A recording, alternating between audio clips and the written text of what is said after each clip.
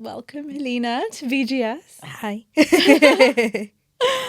I'm chuffed to have you. Oh. That's not a word I use every day, but yeah, very thrilled to have you on. This is probably the first time you're doing something like this in a while. Yeah, definitely. Yeah. How's our gal feeling today? I feel good. We've already been chatting, so I feel like I'm right at home right now. Good, I'm glad. I mean, we can talk about so many things, but the first thing I want to ask is, can you tell us a little bit about the tattoos on your arm? Oh, that's not what I thought you were going to ask me first. I have a collection of just stuff that I like. A lot of people, like yourself, ask me if I've done them myself, and I have not. I usually go to artists that I like and that have a specific style. Yeah, it's just a collection of stuff that I like, really. It's not as interesting as I feel like it. I feel like people want it to be fair. I liked it. I've got it. Do you have a favourite? Oh, I can't answer that. Can't discriminate. I can't discriminate. Like, I love them all collectively. I also don't think that this is going to sound so stupid, but I don't think that I look tattooed. Like, I'm not very aware that I'm a very tattooed person. So it's only when people bring them up, I'm like, look, oh yeah, I forgot that I've actually got these. So I don't actually look at them myself. They're just part of, like you'd have like a mole on your face or something like that. That's how I feel about that. They're just a part of me. Oh, Yeah. I actually quite like that because I don't have any, and I always think if I got one, I'd probably just be wary of it all the time. Yeah, that's the thing. I think people put so much thought into their first tattoo, like it needs to mean something. And obviously, like each to their own, whatever makes you feel comfortable. There's no right or wrong way of doing it. But chances are you're going to get it and you're probably going to forget that you even have it. Which is quite reassuring, actually. Yeah. Oh, good. I'm glad. Go get one. I hope Mum's not listening. Could you start by introducing us? Oh, I'm Heleena Theodore.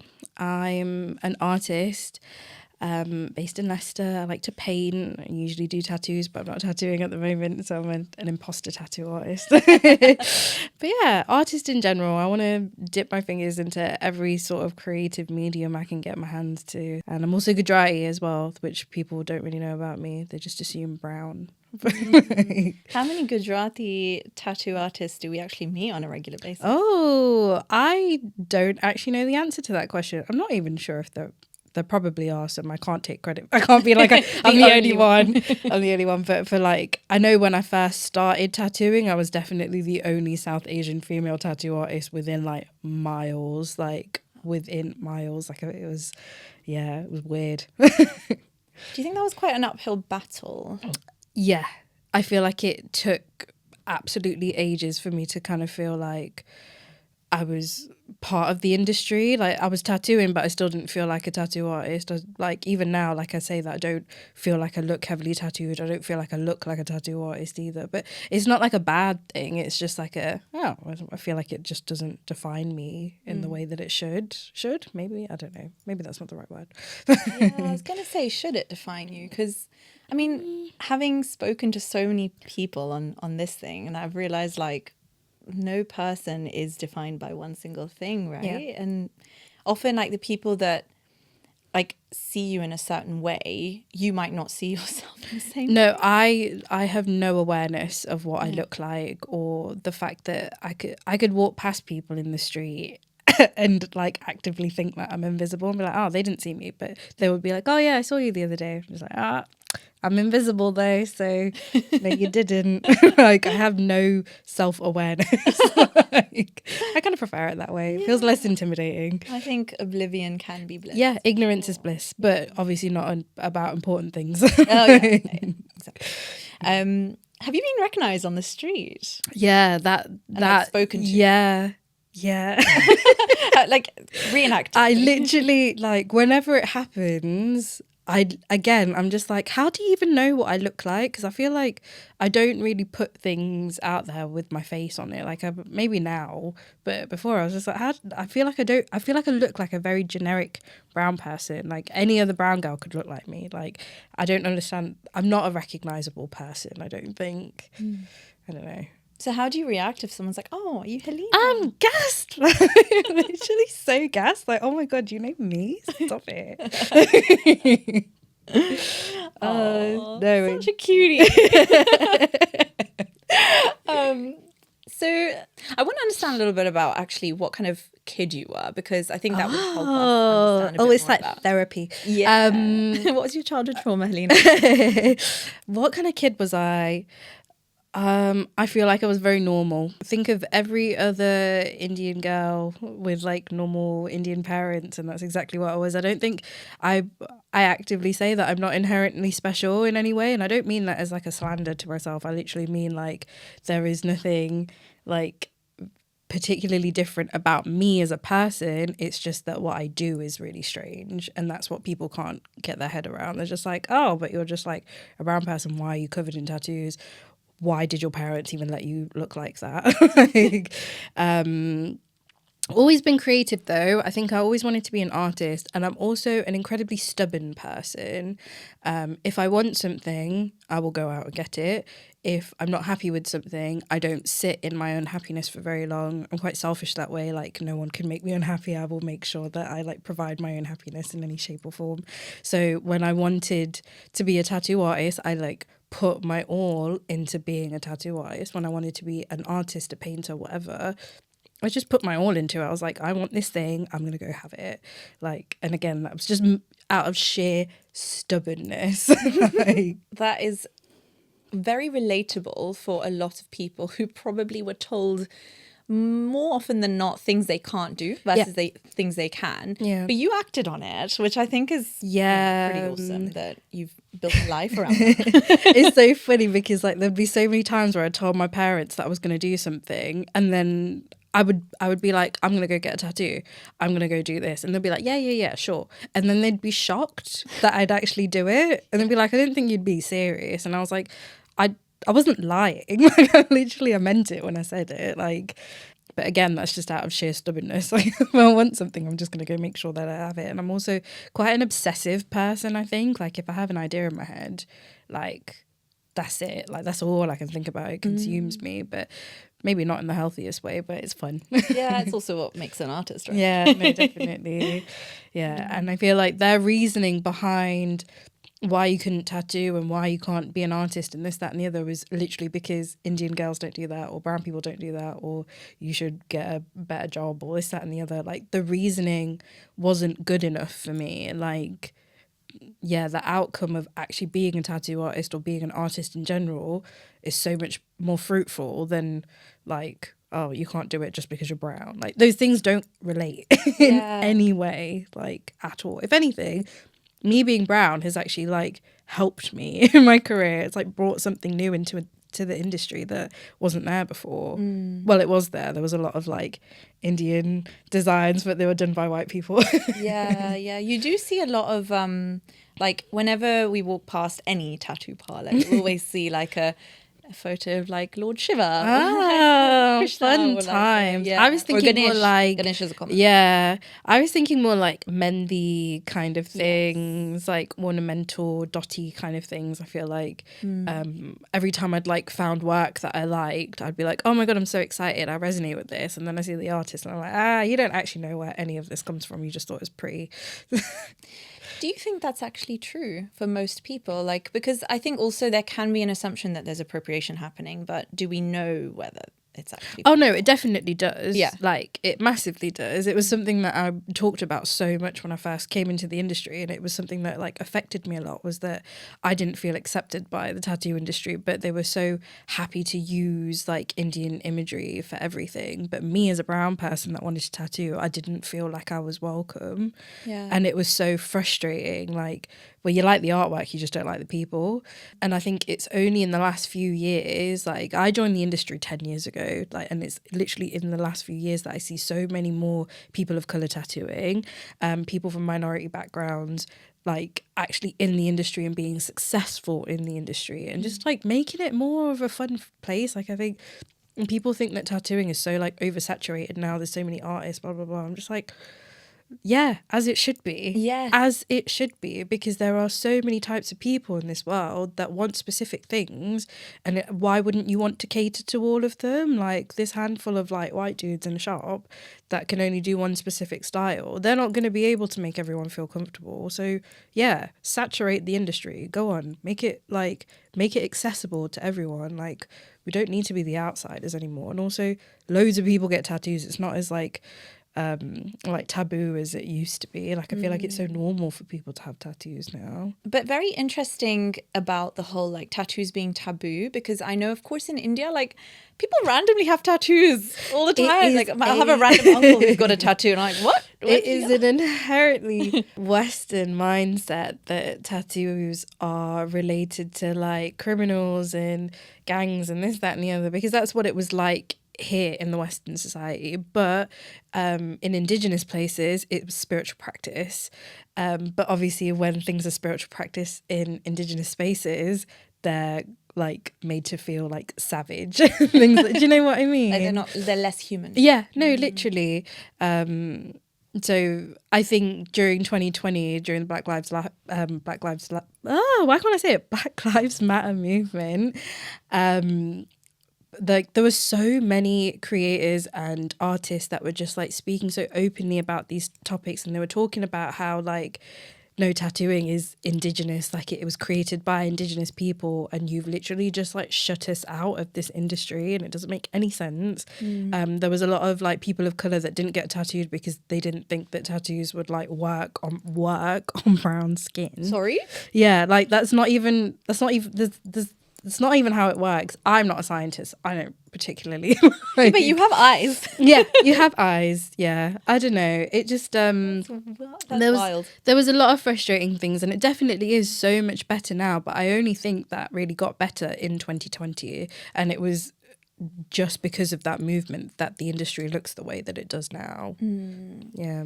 You know, also just speaking to you now, I feel like if I were to get a tattoo, I would love to be tattooed by someone like you, who I can spend probably hours with, just like chatting about life and like feeling like I feel safe, but also that I can relate and I have stuff to talk about. And I think that's where maybe the lack of like acceptance of different demographics in this industry leads to like, I guess, a huge gap. Like I always thought, you know, if I got a tattoo, I'd be probably faced with some really scary bulky stuff. I know that I'm stereotyping, of course.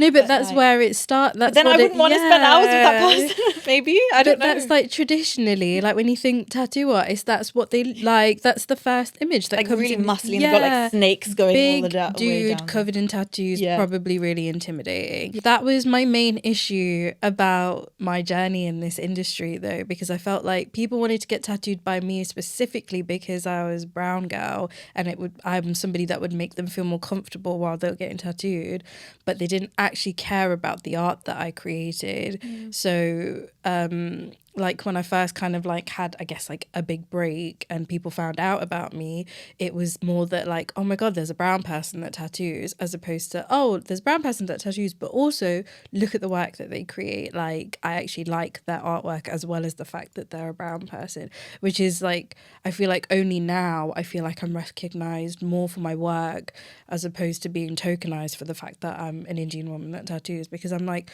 yes, it's important to recognize the fact that the industry doesn't welcome like people of, well, it does now, but what's important is that I'm still a person outside of the fact that I'm a brown woman. Like I'm a very proud South Asian woman. Of course, I show it in all the work that I create, but it's not the only thing about me. Like I'm also an artist. I want to create the things that are in my mind. I want people to feel seen in the things that I create. And I want people to connect to the things that I create as opposed to just me as a person. But my appointments with my clients are just like what you say. It's just like hanging out with like-minded people, and most of them are South Asians as well. There'll be like 95% of my clients are South Asian. If I have a white person in, I'm shook. I'm like, oh my God, you like it too? Gassed. Just made it. I think there's so much to be said about the designs themselves, and you know what you said about your work speaking for itself, because I really relate to that in so many on so many levels. When someone comes up to me and says, I like your work, I'm like, really? Touches your soul. Yes, it does. And your designs do speak for themselves. You know, I love the fact that you use very traditional kind of motifs. There's like a lot of those dots. I have friends who've had tattoos from you actually as well. Cool. And I think it's awesome to see that, you know, you're creating this space for yourself and for us. How do you actually come up with your designs? Like, I want to know a bit more about the process. Also, do you mess up your tattoo? I was so excited for you to ask me that. Everyone messes up their tattoos. Like, any tattoo artist that has told you that they've never made a mistake on anything that they've ever done is such a liar. But when you say mistake, I think we've all got very different ideas of what a mistake is, because if you're somebody that illustrates, draws, creates in general, the chance of you being happy with every single thing that you make is incredibly low. And the same thing goes for us. Yes, like, we might not like do a line somewhere that wasn't meant to exist, but we might not always be happy with the stuff that we create. And that's what I kind of class as a mistake.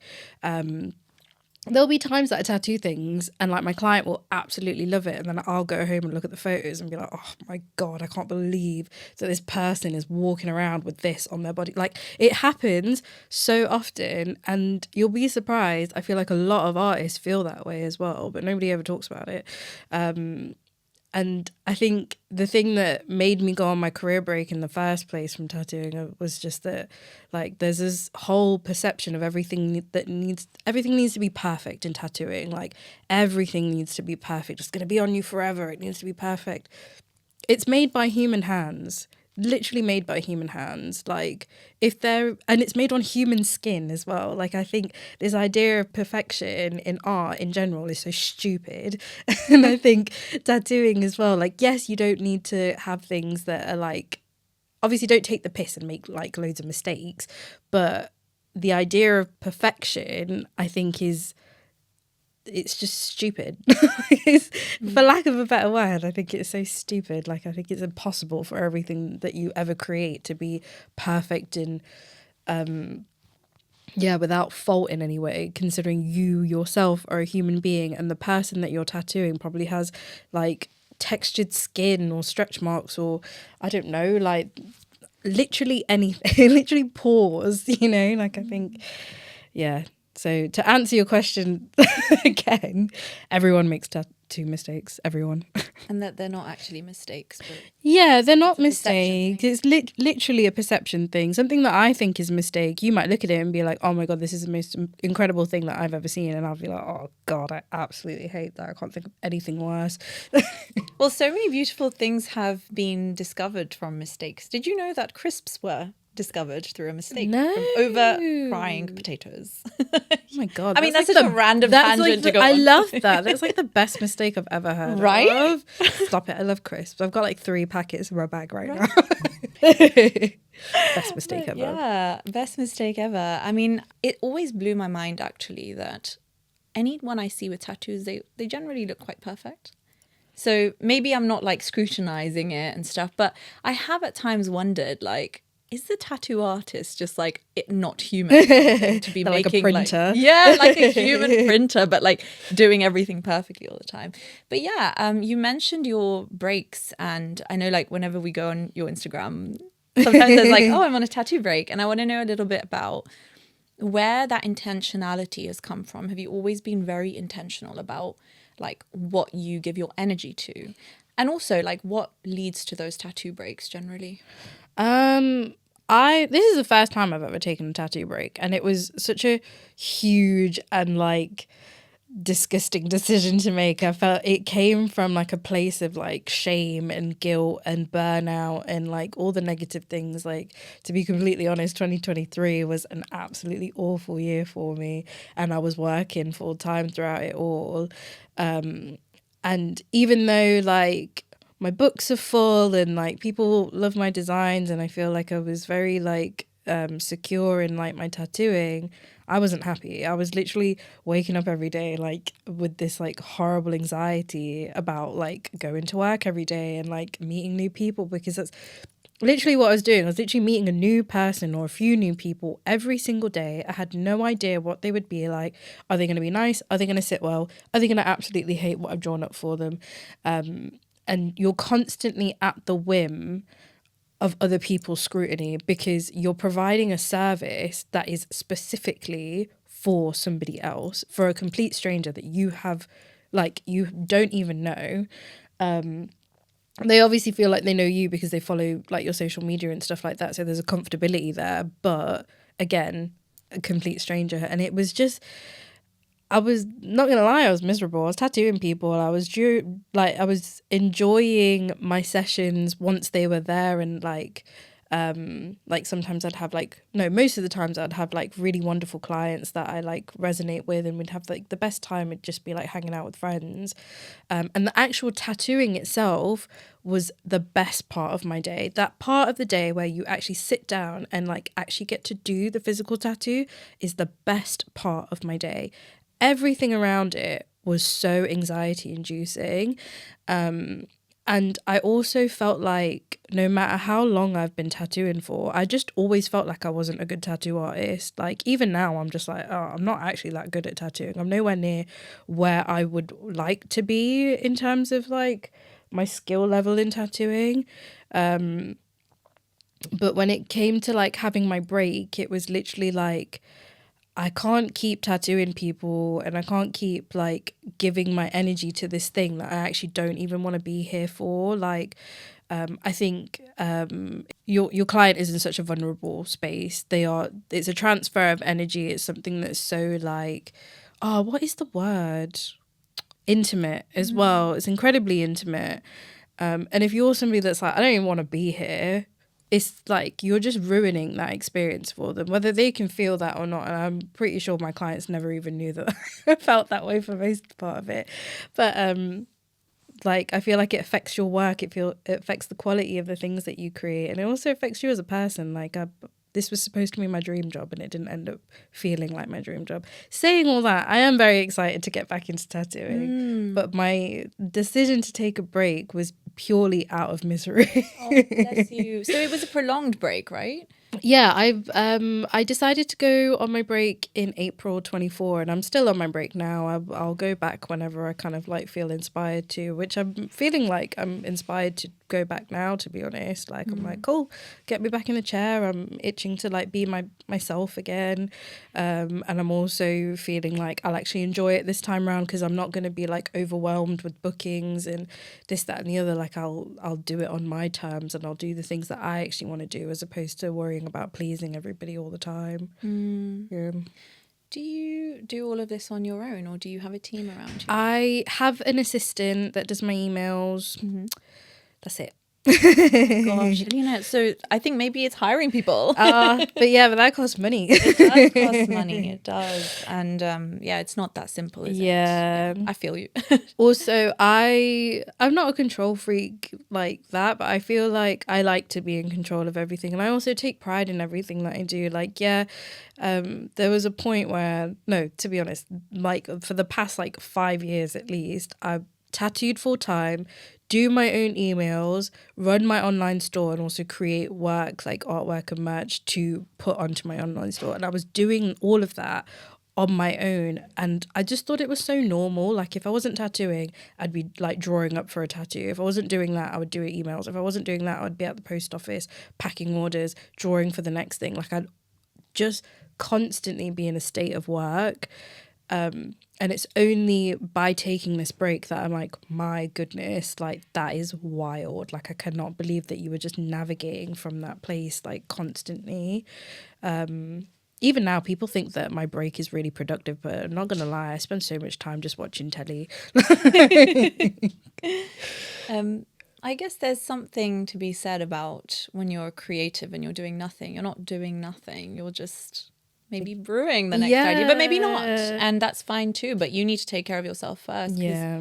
productivity isn't linear, particularly when you're creative, right? I was going to say productivity doesn't even exist when you're a creative. I feel like I got complimented by an artist that I really admire recently, and they were just like, "You're so productive," and I was like, "Oh God, you just kind of like tainted it a little bit." I didn't see it as a compliment, because I was like, "I'm not trying to be productive. I'm exploring. I'm inspired. I'm just like making because I want to make, and it's not got anything to do with being productive." I feel like calling it productive kind of ruins it a little bit, because it feels like it's meant for something, but it's not.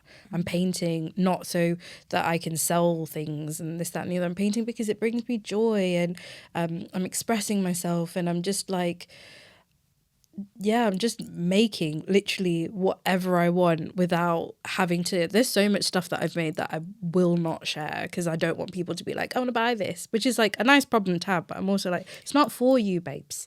It's not for you.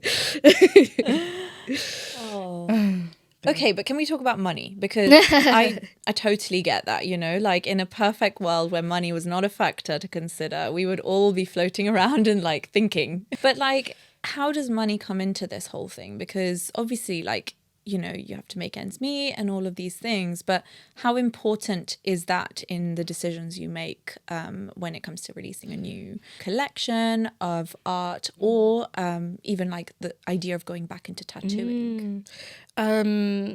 I'm a Capricorn. If you know anything about Capricorns, that should answer all your questions. So Capricorns are very driven and money orientated. Like my financial security is so important to me. I don't ever want to have to struggle with money. I've seen what it does to people, and being an artist obviously doesn't always allow that. So I'm genuinely in a privileged place where I can create things and people are interested in buying it. Saying that, how do we talk about money? I'm a lucky girl. Like, money comes to me easily. Like, you're touching wood. The universe has got my back. I genuinely believe all these things. I think everything that I want is meant for me.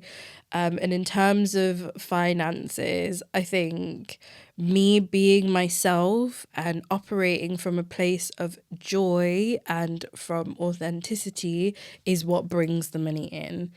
If I'm busy trying to create art because I'm like, oh, this is what other people would want, it's not going to sell. If I create things that I genuinely care about and believe in, those are the things that sell. And people don't like to hear that. I've been telling my friend this. I was just like, if you make things, if you focus your energy on just creating things that you want to create, I guarantee you your books are going to be full. That's literally what's happened to her, if you're listening to this. But I promise you, when you operate from a place of authenticity, the things that you want will find you. And yes, I know that sounds like hairy-fairy, but I guess I'm a workaholic. Like, I will make sure that I'm good, bills are paid. Like, I bought my first house at 23. Like, So impressed. But that's literally from me just operating from a place of like, I want to do this thing. I want to create the things that I want to create, and being stubborn and selfish in the things that I want. And I think, being stubborn and selfish like sounds like negative things, but I think they're also vital in a world where like capitalism is so rife, and being productive is such a like it's just a huge mentality that everyone has, like, oh, you need to be productive, you need to grind, you need to work hard, blah blah blah blah blah. And it's just like, but that doesn't serve anybody else. Like, you can't help anybody, you can't do anything for yourself if you're just constantly like burnt out and miserable. Like, I refuse to operate from a space where that exists. Like, when you create the things that you want, people that are interested will find you and they will invest in that. And I promise you that. Like, I'm literally an example of that. You really are. I mean, how has your community actually found you, Heleena? Question of the year, probably.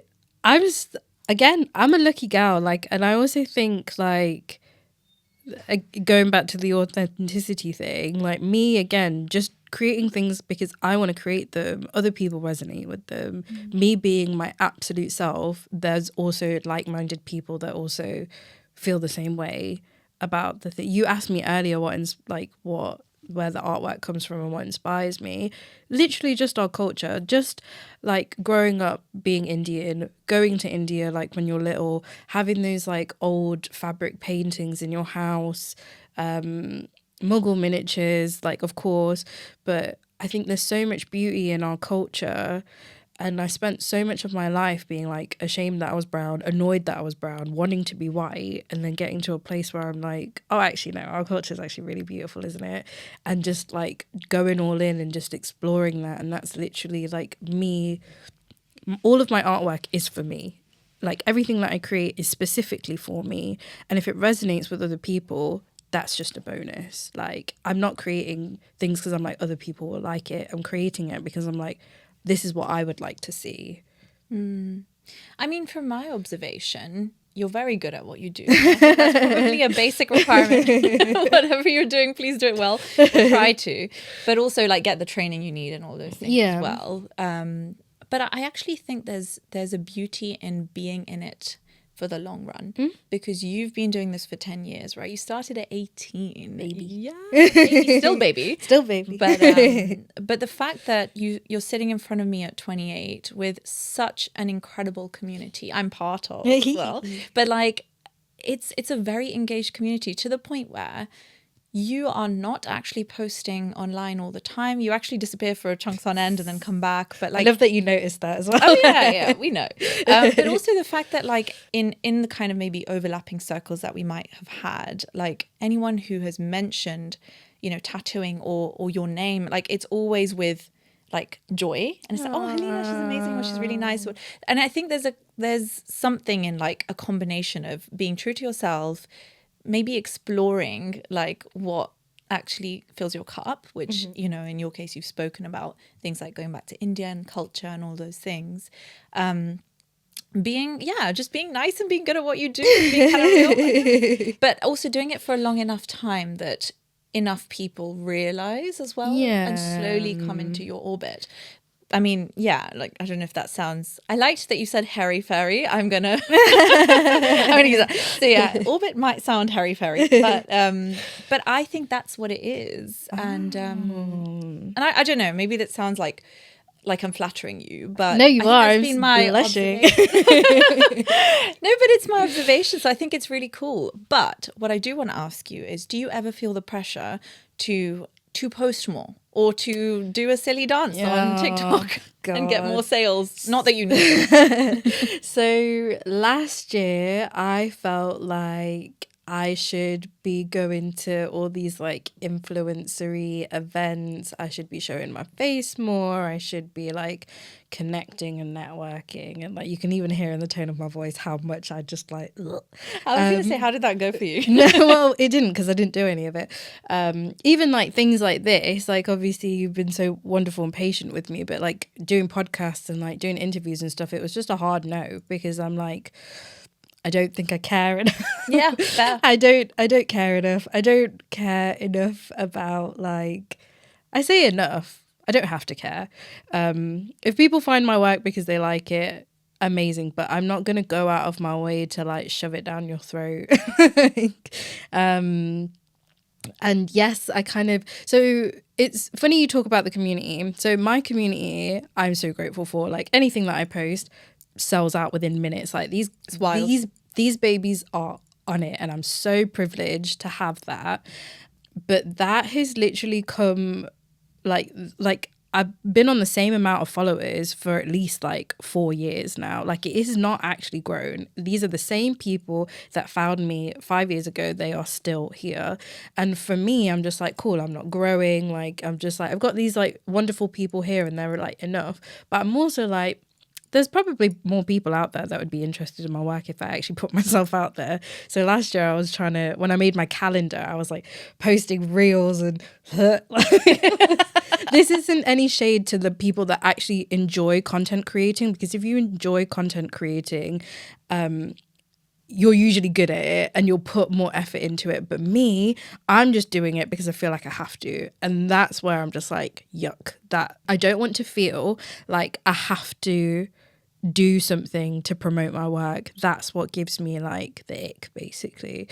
When you ask me if I feel pressured to post, I don't post because I'm lazy. Like, I'm lazy. Love that. I know it might sound like a bad thing, but it's not. Like, it's just the kind of person that I am. I don't like being on social media all the time. I don't like creating for the sake of posting. I want to create on my own terms, not because I'm like, oh, I should probably make something so I could put it on the internet. Like, again, if that's what you do and you enjoy doing it, that's like, is no shade to that at all. But for me personally, I can't think of anything worse. like me as a person, I'm like, I want to create, and I don't even want to show people the things that I create.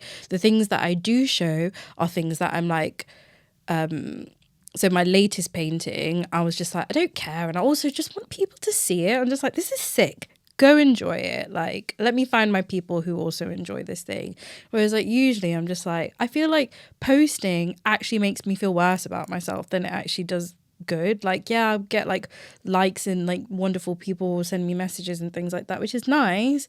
But you don't always need the external validation. And when you don't always get the external validation or you rely on it, it makes you think that you're not good enough or you're in competition with the other people on the internet. And that's just not true. There's plenty of room for all of us. Like, if anything, I implore you, go and do the thing that you want. It doesn't matter if there's 500 other people doing it. How are you going to do it? What can you bring to the table just by being yourself? No two people are the same. Yeah, you might want to also get into something that somebody else is doing, but you're always going to have a different take on it. So go and do that. That's what the world needs. Like, I hate all this like, oh, it's oversaturated. Like, shut up. Be oversaturated. Give us diversity. My goodness. Sorry. I get really angry about these things. Like, just go do what you want. Like, stop thinking about other people. Stop posting shit if you don't want to post it. I think a trap that people fall into, including myself, absolutely, is going down a rabbit hole of looking at other people doing similar things, because I think two things happen off the back of that. One is that you will naturally compare yourself to unrealistic or even just metrics that don't really matter, or maybe might not be the definition of success if you really think about what success means to you. And I forgot my second one, actually.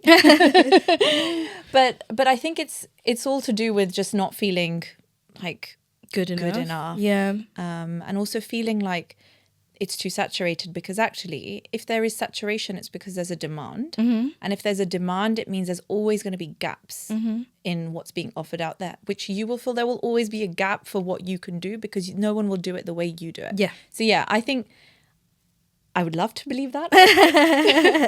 It's a hard thing. Time. It's a hard thing to believe, and I'll be so honest. It's only now that I think that way. If you asked me these questions this time last year, before I took my break, I would have been like, oh, I don't feel good enough. I always felt like my work wasn't good enough. I always felt like my art was like shit, basically.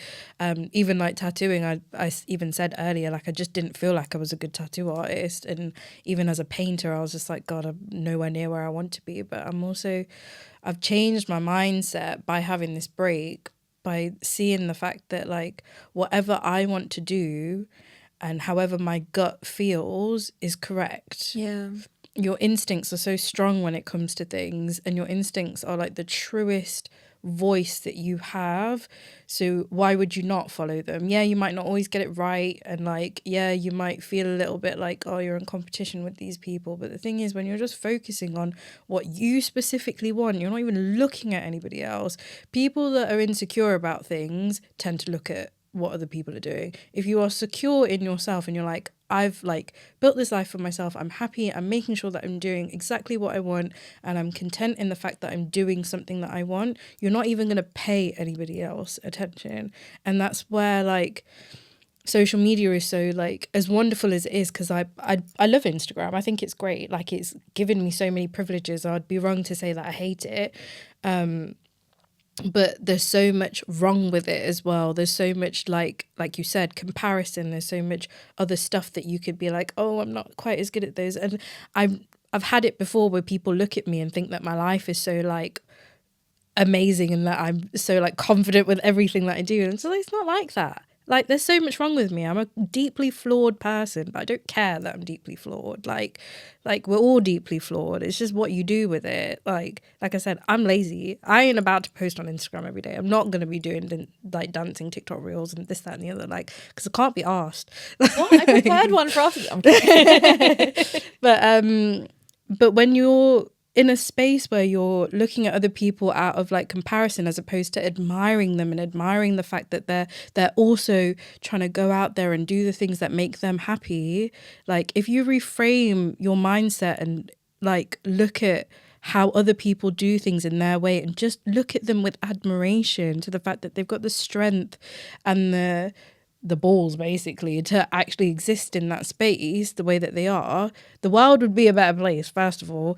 And you just feel lighter about it as well. You'd feel lighter in everything that you do. Like, you've created this incredible space. I know you probably think that you're nowhere near where you want to be with it. Gosh, yeah.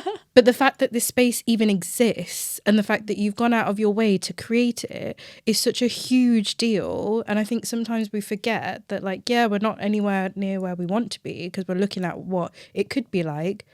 Give yourself some credit that you've actually created. Like, this is happening. You're doing this. Like this is the thing that you wanted, it's happening. It So might easy not to forget, right? Yeah, it might not look the way that you thought it would or the way that you wanted it to, but it's still happening. Yeah. The same way that my artwork, like, it doesn't always look the way that I want it to, but the fact that it's there and it exists and people enjoy it, more than enough. Like, more than enough. I'm so privileged. I'm so lucky. I'm so grateful for it all. Yeah. Well, that explains the people that gravitate towards your work for sure. No, absolutely. I completely resonate. And like, I think it's because the bar goes up. And I've seen like a few, my algorithm knows what's going on in my head now. And it shows me all these like things of how, maybe you think you're failing because, your bar's gone up. And I'm like, yeah, actually, when you stop to think like how far you've actually come and, the impact that you may have had or just the way you fulfilled yourself doing all the work that you're doing, especially as a creative, I think it's because we said it's not so linear, right? It's like confusing. You could be sitting and marinating in thoughts and that's still like progress in some way. No, definitely. But it doesn't look outwardly visible. So it's so easy to forget when then you're gonna, go on your feed and look at and stuff. you can see it all. Yeah. I mean, my thing would be just don't look at it. Yeah. No, same. Sometimes it's better just to be in your bubble, If right? you see me active on Instagram, it's probably because I'm looking at dog videos. I'm not gonna lie. Like, I'm scrolling, but I'm not looking at like what everybody else is doing and thinking less of myself. I'm just like, cool, there's cute things on the internet and there's probably astrology videos and I'm getting a random tarot reading on TikTok. Like, that's literally what I'm spending my time looking at. And when I look at other artists that I admire, I'm just like, oh my goodness, go on, girl, do the thing. Like, I'm so excited for you. I'm so gassed for you. But like, I know that's easier said than done. And again, this is a very like recent mindset that I've adopted, and it's through having my break and having time off where you're not constantly in survival mode. I think that's the thing. Like, this world makes you feel like creating and putting yourself out there and like making money on it and this, that, and the other is all the most important things because again, you're in survival mode. But when you take yourself away from that and you're not just trying to fight for your life and you're just like, oh, what is this thing that actually like brings me joy and feeds my soul? You don't look at anybody else. You don't care about what anybody else is doing. You'll support them when you see it, but it doesn't take away from the fact that you're doing your own thing. Do you feel like that sentiment is also reciprocated from your contemporaries? In the sense that I can talk from my own experience, that sometimes I will wish like the world on other people, right? Or I'll really will myself to be like, no, no one's my competition. I wish well for everybody. Anyone winning in my community is winning. Yeah. But maybe that isn't reciprocated my way. Oh. And does that matter though? Exactly. It does. I don't think it matters. I think it gets to me at times. Yeah. But it's because I'm an overthinker and I'm probably Okay. like dwelling too much. Or maybe there's some sort of insecurity there that is making me notice it. Because again, like you said, if you're secure in yourself, it won't even you won't even notice it's happening, kind of, right? Yeah. No, like, because literally as you were saying that, I was just like, it doesn't matter if anybody else is cheering you on. Like, it really doesn't. Like, yes, it's wonderful when you do have a community of people. And like, again, I'm privileged and I'm grateful for my community that does cheer me on. Yeah. But even if they weren't there, I'd still be doing the same stuff that I'm doing. Like, yeah, I might be sad that they're not there, but it will not stop me from actually making the stuff that I want to make. And I think, especially when I first started tattooing, like the Indian ladies that I do now, when I first brought them out and like introduced them as Flash, nobody wanted them. Like, it took ages for somebody to actually get one of those tattooed. Like, I feel like I had drawings like that for like at least a year until somebody actually got one, and it's now like my whole thing, like tattooing like Indian ladies on Indian ladies. But like when it first started, I was like, I'm just going to carry on drawing this thing because I really like it. And look what happens. Like, when you're consistent with the things that you like, the right people will find you. But if you're too busy worried about like, oh, like the people that I want aren't supporting me, you're just going to sit in that. And the thing is, those might not just, they're not your people. If they're not supporting you, they're not your people. Why would you even want that? Yeah, and it'll fester, right? Because it's stagnant, and like what you really want is just to keep moving forward and on to the next thing, hopefully. Yeah. God, that's actually made me feel so much better. Oh, good. Because I think you've caught me in a time where I'm probably like starting to dwell a bit, but no, we move. Yeah. So what I want to ask you actually now, is I know that like you're in this kind of phase right now where you're, you know, feeling more open to sharing, but also like giving less of a fuck. Yeah. I love. Yes. I didn't know we could swear on you this. can swear on you. So tell me more about that and how that's actually manifested in your recent work. Because I know you've done a series which is a little bit spicy. Yes, I love doing spicy paintings. My goodness. You asked me what I was like as a child, and I'm not going to lie, I was an incredibly horny child. I was going to say, how have you segued to childhood? Because I think the things that I'm coming out with now are all things that I would have liked to look at, like growing up, to be completely honest. Like, so growing up, my parents had this huge painting in the living room. I've got it in my studio now, actually.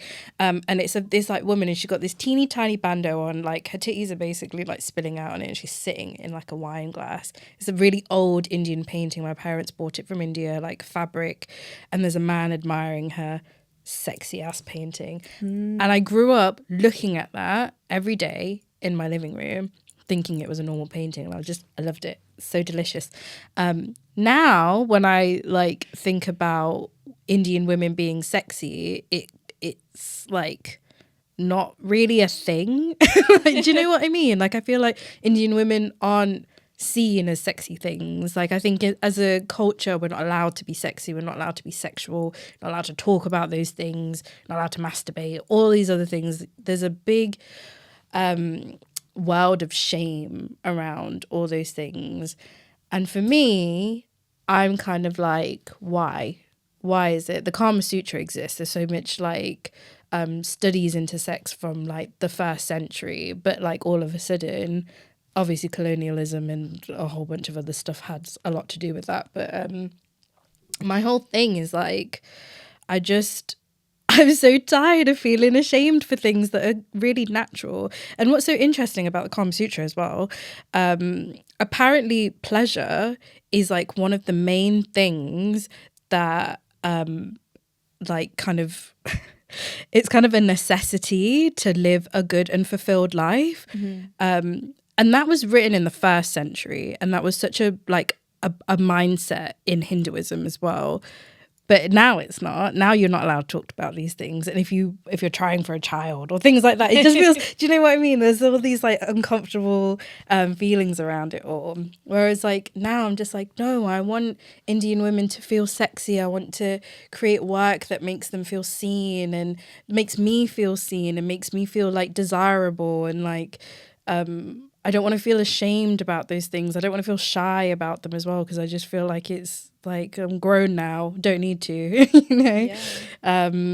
And I think I just got a bit sick of like feeling like this big part of me I had to hide away. So I'm like, I don't care anymore. If I want to make weird like sexy things, I'm going to do it now. I don't care. I love that. Wow. And also the fact that it's not really a big deal, right? It shouldn't be a big deal. It's just part of life. There's Like, why is it such a big deal? there's so many erotic paintings. Yeah. There was so many erotic paintings from the 16th century, and they are wild, and I love it. Like, they are so wild. The way that these like yogis were like painted, like contorted, in all these like incredible positions. I just love it so much.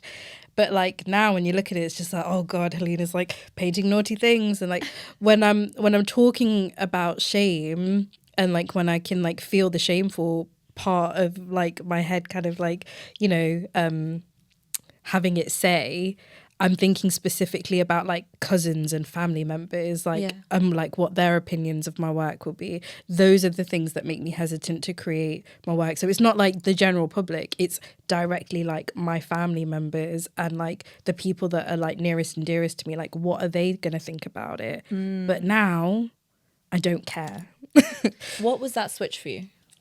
Was there a switch or was it gradual? The switch was, I feel like I vibrate so much higher than the people that will doubt me. Like, I feel like people are only mean out of insecurity.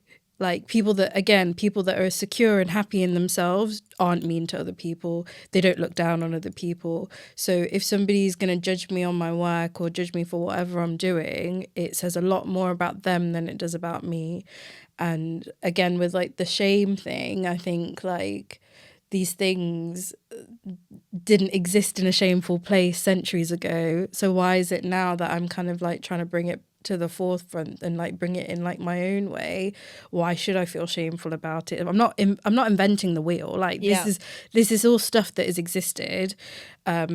And I also got into anime last year. Well, I wanted to be an anime girly before, but I just love how weird their universe is. And there's like no boundaries, like literally anything goes. And I'm like, I love that shit. Anything should go. It's a creative world. It doesn't need to make sense. It doesn't need to be tangible in any way. Like, just whatever comes to you, let it out. And that's exactly what I'm doing. That's where Lali came from. Yes. Yeah, because she was basically like, I like weird mythical creatures. And I was like, she'd be so hot in like the colour red, and I want to give her 2 heads, and I want her to have like big titties, and I want her to just be like enjoying herself. And I was like, cool, let me make a series out of this where she's like in this position or she's fucking somebody else. Like, I just wanted to do all of it. And the thing is, what's incredible about being an artist and what a privilege of being an artist is this image that you have in your head. You can actually make it real. Like, you can actually bring it to life. And it's like, why would I not? Yeah. People loved it as well. Like, I loved it. It's my favorite thing on the planet. Yeah, I mean, I love it as well. And I think it's so awesome to see you stepping into your own, because it's like, you know, every, like, I guess with every piece of work, or maybe just generally with time, you kind of start to let all of those insecurities shed away. And I think we're all so covered in insecurities all the time. Like, growing up, that's such a big part of also being quite like connected to your roots, but also like in a weird way where, you know, for example, loads of people have spoken about this all the time, but like when you grow up outside of the homeland, we're frozen in time. You know, the way that we've been brought up is like this perception of what the homeland is like, but it's also changing. And I think that comes with so much of like, obviously, what will people say, but also for me specifically, like the point you made around thinking about what my cousins are going to think, or, you know, what my aunts and uncles are going to think. Like, I feel that so much because that feels really tangible to me. It's like, oh my gosh, their opinion holds a lot of value because it translates into, you know, my parents and the way that they brought me up. And like, it's not just about my reputation. It's like, and reputation is such a big thing, right? Huge, absolutely massive. But the thing is like, when I decided to be a tattoo artist, I shit you not, there was no family occasion that I would go to. Like, literally, I had like long sleeves on, and I wouldn't even say anything about tattoos. I wouldn't say anything about tattoos, but every single family occasion, they would all gather around and talk about how disgusting tattoos were, how much they hated them, how they look ugly, and this, that, and the other. And I was just sat there in silence, just like listening to them all just like spew this absolute hatred. And I was just like, I've not even said anything. I've literally gotten them all covered. I'm not telling you that you need to get any, blah, blah, blah, blah. Like, I'm just living my life. Literally just living my life. And it used to upset me. And then I stopped giving a fuck. I was just like, I don't care. I'm going to wear like the t-shirt. I'm going to have my arms out. This is literally what my body looks like. Take it or leave it. I remember my cousin, this was at my house as well. She was just like, Heleena, come here. Let me look at your disgusting tattoos. Yeah.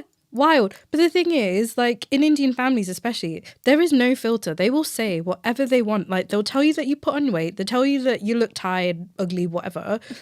And they don't care. And again, I feel like the switch happened when I'm just like, only insecure people talk to other people like that. Like people that are in a happy, good place would never inflict that sort of judgment and harshness on somebody else just because they feel entitled to, like, oh, you're my younger cousin, I can say whatever I want to you. It's not going to run. Like, I will not stand for it. And because I don't need to, your opinion holds no value anymore because I am living like my happiest life and I'm doing all the things that I want to do and I feel so fulfilled. I'm not even looking at you now. Like you can share your opinion as much as you want, but it's not going to take away from the joy that I'm experiencing. It only takes away from yours. You're just hurting yourself by like being in that space. So when you do feel like your family members are like talking shit about you, it's not got nothing to do with you. It's coming from their own insecurities. They're jealous of the fact that you've got balls to actually sit here and do this.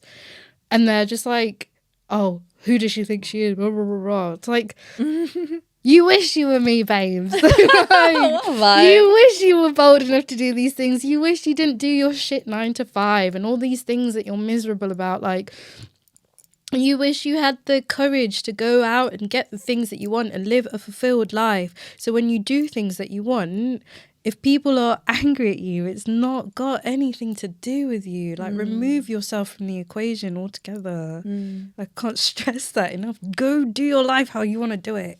Yeah, I mean, I think about like older me. Hopefully I will age and, live to a certain age. But when I think of myself at a certain age in my life, I think I want to look back at this time and feel like proud of the fact that I lived in the way that I wanted to, because ultimately, like the people that we're thinking of, or people that might have a hold on us emotionally, like, are they going to matter at that age? No. Most likely not. No. And I think they don't matter at this age. Yeah. Yes. Well, I'm glad you're there.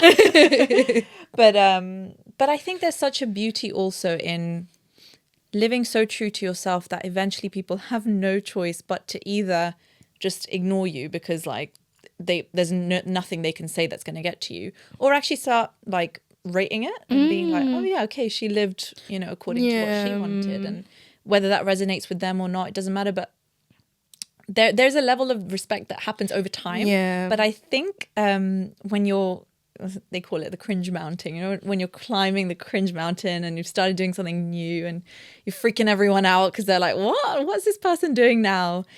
And all of their insecurities are coming out. That's when I think that's the point where we have to just persevere and get past it. Who feels cringe though? Do you feel cringe or do you feel like they think you're cringe? Is that they think we're cringe? I don't know actually as an artist whether that ever is a thing, but I know that in the space of what I do, like when you're starting to put yourself out there more, like a lot of what I'm putting out is, I guess, my face and my voice and my opinions, right? Where I'm sharing more about myself. Obviously, most of it is to do with the people that I'm talking to. But what often happens is you're oversharing, and that can lead to people maybe perceiving you differently to how they used to, or negatively, again, because it's a projection. Okay. But I think when you're like, oh, you have something to say. I'm like, oh, God. Go Okay, on. sorry, I'm going to burst. Those people that you're talking about that are like thinking that you're cringe or whatever, would you swap lives with them? So, these are hypothetical people, because I don't actually have people saying like, oh, you're so cringe, Matali. So I think there's probably an overthinking in my head. Okay. But if those people did exist, They might exist, Yeah. but if they did exist, you wouldn't. That's your answer, right? So I hope that anyone who's listening might get an answer to that, because I feel like it's true. I know I'm kind of getting over that now, and I'm just like, what I'm doing is what I'm doing now. Yeah. This is who I am, and I think that's great.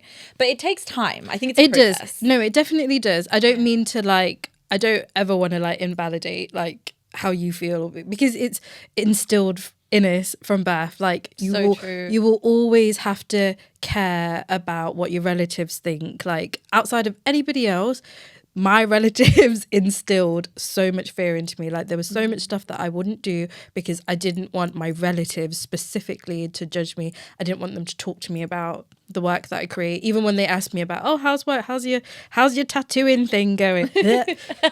Don't even ask me. If you're not even interested, you don't care, don't even bother asking me. I wouldn't want to swap lives with them. Like they're not in a place where like I admire them, or like I value like them as like an example of what I want. So I'm like, there's no point. And again, I think now I'm in a healed place, or in a healing place, where I can think that way. Whereas before it would be crippling. Like it literally like be soul destroying. Like you're like, oh, my auntie thinks this of me. Like they think so little of me. They see my like paintings and they think that I'm such a weirdo, like black sheep of the family, blah blah blah. But again, like I think something that's helped me is those people, even if they're hypothetical, or if you can literally picture a person in your mind, if you don't want to swap lives with them, you really shouldn't give a shit about what the hell they've got to think or say. Like, and I know that's a lot easier said than done. I know it is. I know it takes a lot of reprogramming, and especially when you're operating from a place where you're a little bit insecure, and you don't feel like you've quite reached your goals, and you don't feel like you've kind of like quote unquote made it. It can be hard to see that side of you where you think you're successful, because success looks like so many different things, and I feel like your family only kind of respects you when they're like, oh, she's actually doing okay, oh, you actually got like good guests on your show, oh so oh God, it's so sticky. It is so sticky. It's understandable why we care so much about our relatives. Our parents cared so much about our relatives. It's all the, oh, it's not nice if your auntie feels like this. It's not nice if you don't invite this person to your wedding and you invite this person. It's all about what other people want. And I think we're the generation that breaks that. We are 100% the generation that needs to stop giving a shit, because it did not serve anybody any good. Like everyone was just in survival mode. Like understandable, they came to this country, they just wanted to be like, they just wanted to have the basic necessities to be able to live. Like they weren't thinking about, oh, my dreams, my goals, this and that. This is our privilege. Grab it by the balls and run with it. You have this incredible privilege that you don't have to worry about well, I guess you do have to worry about surviving, because like it's bloody expensive to exist in this world. But we also are in a place where we have so much access to so much information, to other people, to communities. The world is so much bigger for us than it was for them. And if you're shrinking yourself, constantly worrying about what other people are, you're not going to get anywhere. You're going to be miserable. And then for who? This is your life. Like, again, can't stress enough, your life, do what you want. Yeah. Otherwise you will resent yourself. Yeah. Right? And for what? What is the, oh, your auntie didn't say that one bad thing about you. Wow, really changed my life that day. God. What a mood. I feel like all the emotions come out when we talk about these things, but it's so true. And I think it's something we are grappling with, and we are that generation, I would say, us and maybe like, you know, younger people now who I would say are probably a lot more confident than we were. Without a doubt. When I like scroll and I see like what the younger generation are like wearing and things like that, I'm just like, yes, honey, go be yourself so loudly. Like, it's so inspiring. It's inspiring. Yeah. I actually look at that and I feel like, you know, I'd be so much lighter if I didn't carry all these burdens of like shame and guilt and like fear of things. But it's a process. And I also think the art that we create as a generation is actually beautiful for that reason in some ways, because there's elements of rediscovery. There's elements of fear, pain, acceptance, hope. And I think that does translate into our work. And I think there's something beautiful in that, time that we grew up in and the things we grew up. I mean, I'm not saying that, I'm not, again, invalidating people's experiences if they've been like really difficult. But I think if you look at yourself and who you've become because of that reason, we're all healing and becoming parents who are more conscious as well. Like, I've actually got friends, giving a shit. Yeah. Yes, absolutely. I've got friends having kids now, and it's just like amazing to see that, there's going to be a generation of hopefully cycle breakers in our age group that will hopefully, raise kids that we will not have to feel that much. have so much more choice in our generation. We're so privileged that we have all this choice. Yeah. And whether like our choices are purely limited by how much we value what our parents think of us or what like the people in our community think of us, because like the opportunities are there, the spaces are there, the access to information is there. But if you're just worried about I don't want to disappoint my parents by doing this, if I don't get married by a certain age, if I don't have children, if I don't do all these things that are ingrained in us that make us like successful in our parents' eyes, like I'm privileged. Like I married someone that like my parents really like, and they were happy that happened for me. But that wasn't like because I was like, oh, I'm gonna follow a path. I was just like, oh no, I fell in love and I wanted to get married. But we consciously have a choice to whether or not we do those things, because we don't need to do those things. Don't need to get married because it's not something that serves like all of us. We don't need to have children because the planet is like absolutely, like literally in shambles. Politics is like ugh. But when people do have children, they're more conscious about it. They care about being good parents. They think about these things. They think about the impact that they will have on the future generation. And it's so inspiring. It's so like magical. But again, if you're operating from a space where you're just constantly giving a shit about what other people think, like you're never gonna be happy. Like you are never going to be happy if you're constantly caring about what other people think of you. Yeah, you look into the camera and tell them. I was looking at the plant. So kind of gently moving to your current work and I guess future plans, Heleena. What are you working on at the moment? Are you willing to share? I'm working on like commission things at the minute, which is interesting because I've never actually like painted commission work. I want to do a solo exhibition, trying to make that happen. It's in the works. I don't know when it's going to be, where it's going to be, what it's going to look like, but it's happening. I'm manifesting it. I'm saying it to the camera. Going to have a solo exhibition. But I think this year looks like there's no planning this year. Usually I'm very much like financially, these are my goals. Like I usually have a lot of goals like at the start of the year. This year, I don't have any goals. I want to have fun. Like I want to prioritize my fun. And I'm just so excited to see like what comes out of me.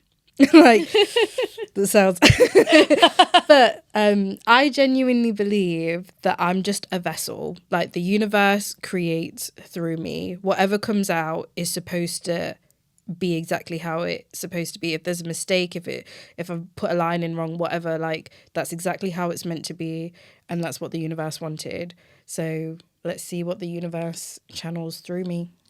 Yeah. Wow, very profound. I like that. It's like I'm not doing anything that you know. No, I literally am not. I'm just like I've got a paintbrush in my hand and I'm like, let's see what comes out at the end. So mediums, actually. So you said that you paint. Do you do various different mediums? I guess do you use different mediums for your work? And what does that process actually look like? Just a little bit of insight. So I love Procreate on my iPad. I used to rely on it a lot because like actually making physical artworks was like scary because there's no back button when you're like actually painting and drawing on paper. I use a lot of gouache, a lot of acrylic. I like to paint. I'm enjoying painting like big at the minute as well. Like I'm enjoying just like filling a whole space. Like that recent post that I did, that's a big old painting. Like obviously Instagram makes you like crop it to size or whatever, but that's a big deal.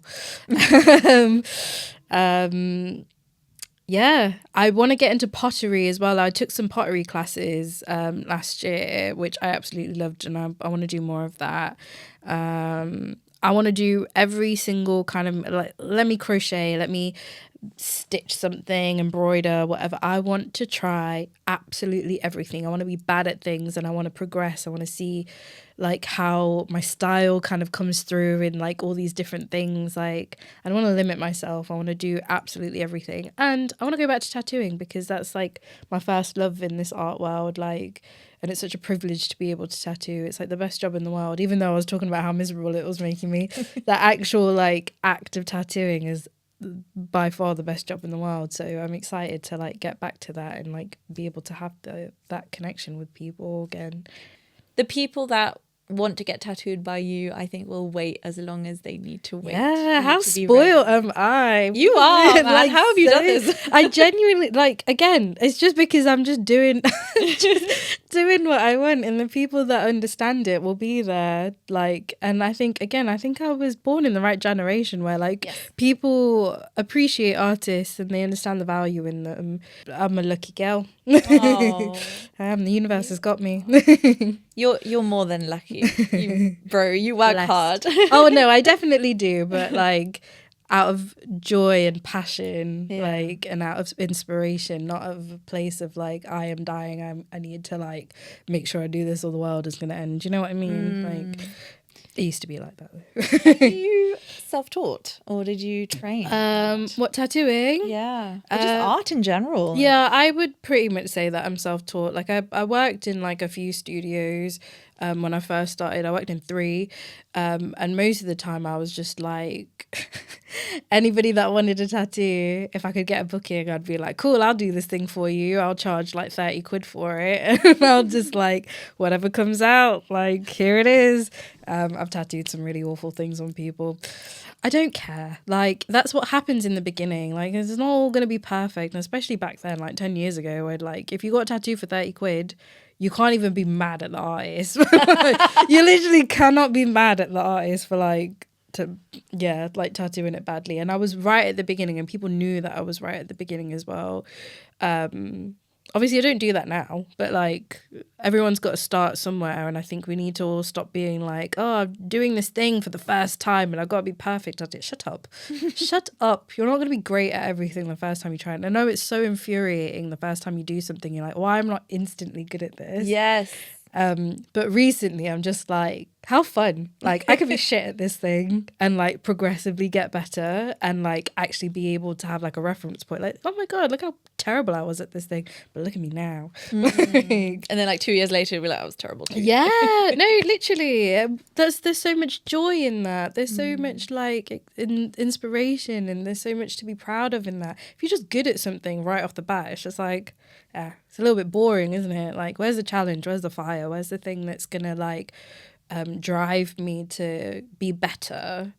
And I think we should all want to be better, like better people, better in our craft. Like, we should always be pushing ourselves to like see where our ability can take us. There's no limit to it. Like, you can just carry on going. I know I sound like a hippie, but I really don't give a fuck. Like, this is genuinely like what I believe. Like, what about also seeking out things that you're actively bad at and actually letting yourself be immersed in that? Because like me and my friends went skiing. I have friends who were complete beginners in their 30s and, you know, really good at lots of things in life, like amazingly good at things, and like just falling on their face. I love that. And it was such a journey, but I actually find it so fascinating when like as adults we're so averse to being bad at things because we're not used to doing that, and like we don't want to be vulnerable, or we don't want people to see us in that state. Just want to be perfect all the time. Yeah, you're right, it's boring. It's boring. Yeah, it's boring. And also, who are you being perfect for? Who are you being empathic for? How funny is it to fall on your face though? I bet you Not had to break your leg. Yes, fall on no, your face. don't actually get hurt. Like, that's a whole different thing. Like, I refuse to go ice skating just because, like, I have no interest in, like, not being in control of, like, where my feet are going. No, thank you. But I am, like, it's admirable that you go out to, like, To be bad at to be bad at something, especially when it's something like physical, like skiing, because I think that's where I draw the line. Because I'm like, if I'm bad at something, no, that's a lie. That is a lie. I will do those things. Would I? I'm not sure. Maybe I'll change my mind. Maybe not now, maybe in 6 months or a year's time. You never know. I know, I'm a different person every month, I must say. Vibes. Okay. I feel like you should definitely do like interviews in like a few months' time and just see where you are. Maybe you'll be like, oh, actually, I don't like doing provocative things anymore. Oh God, that's never gonna go away. You're kind of stuck with it now. Well, Heleena, it's been so cool hearing about the colourful thought process that goes on in your head. And I think in so many ways, it's amazing to catch you at this point in your life where, you know, you're kind of out there, you're not afraid as much, or, you know, you're trying to be a lot bolder and a lot more just listening to your inner voice. And I think I am probably slightly behind you in that journey, but I'm also getting there. So it's nice to see, you know, that that's happening for you. And lovely also that you've got such an engaged community of people who will wait for you. And, you know, I think there's something to be said in like that, and also putting out stuff that feels right to you, not doing it because of external reasons necessarily. The last thing I'm going to ask you, which I ask everybody on the show, which is, what do you have strong game in? Ooh. My first thought was everything. Vibes. Oh my gosh, she's like really on that. I feel like there's nothing that I can't do. There's nothing that anybody can't do, to be honest. I think I've got a strong game in whatever I want, really. And I think that's not just a me thing. That's an everybody thing. Like, if you want something, like, it's only up to you whether or not you get it. Like, I truly believe that. And I feel like I'm a testament to that as well. Yeah. Yeah. Well, thank you for thank you. This is so much fun. I want to carry on. Okay, we can do a part 2 maybe in a few months' time if you're feeling up for sharing. Oh, lovely. But yeah, thank you so much for coming on. Thank you for having me. I mean, yeah, you know, like the impact you've had on the community, and I know a lot of people are going to be very excited or will have been excited to hear you speak, because obviously we see all of your work all the time, but it's great to, you know, hear about the woman behind it. And also just keep doing it. Stay on that journey and not giving a fuck, 'cause I really love it. I hope you also feel like that as well. I'm excited for you to get to that point. It will happen when it needs to. Yeah. Thank you. No, thank you. It was so lovely. Hi, me again. Just wanted to say thank you so much for listening to this episode of Brown Game Strong. I hope you enjoyed it and got something useful out of it.